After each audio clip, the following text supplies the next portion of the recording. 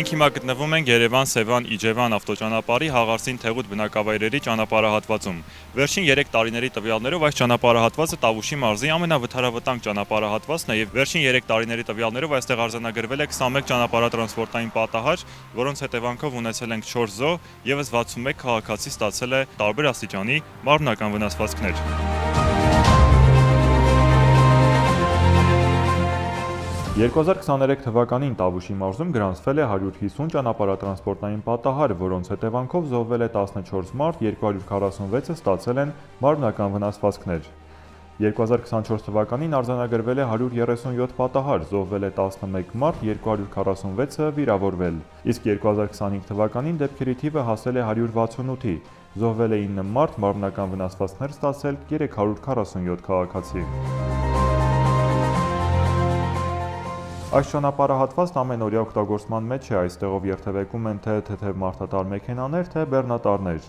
Տարածքն աչքի է ընկնում ակտիվ երթևեկությամբ, սակայն միևնույն ժամանակ ունի մի շարք ռիսկային առանձնահատկություններ։ Տեսանելիության սահմանափակ հատվածները, արագության պահպանման հետ կապված խնդիրներն ու վարորդների անուշադրությունը հաճախ դառնում են պատահարների հիմնական պատճառը։ Յուրաքանչյուր սխալ որոշում այս ճանապարհին կարող է արժանալ շատ ավելի թանկ, քան մի քանի կորցրած վայրկյանը։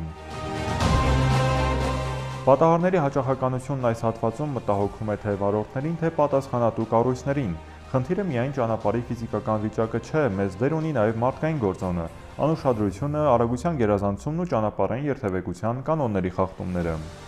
Այս ճանապարհահատվածում 2025 թվականին տեղի ունեցել 21 ճանապարհատրանսպորտային պատահար։ Հիմնական պատճառներից արագության գերազանցումը, վտանգավոր վազանցը եւ վարորդների անուշադրությունն է։ Ոստիկանությունը պարբերաբար ուժեղացնում է այս հատվածում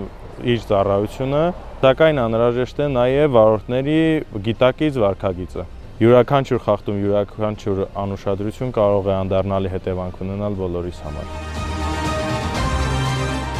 Հարգելի քաղաքացիներ, ճանապարհային երթևեկության անվտանգությունը կախված է յուրաքանչյուրիցս։ Ուստի եւս մեկ անգամ հորդորում ենք վարորդներին ճանապարհային երթևեկության ընթացքում լինել առավել զգոն եւ պահպանել երթևեկության անվտանգության կանոնները։